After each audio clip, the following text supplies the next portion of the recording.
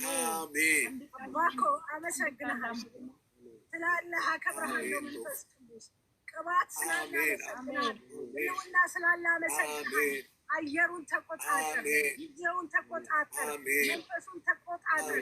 መንፈስ ቅዱስ እኛን ላንተ አስረከብን። የትኛውም የጠላት ኃይል ስለፈረሰ ክብሩ ላንተ ይሁን።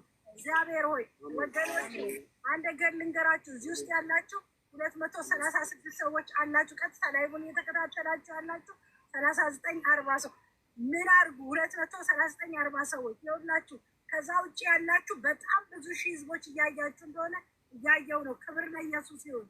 ወገኖቼ አንድ ነገር ልንገራችሁ። ለኢትዮጵያ ጸልዩ።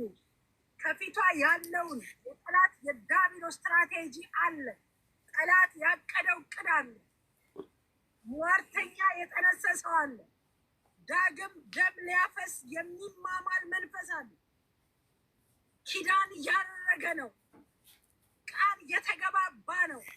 እግዚአብሔር ኪዳኑን እንዲያፈርሰው ሟርቱ በኢየሱስም የተገለበጠ እንዲሆን እንድትጸልይ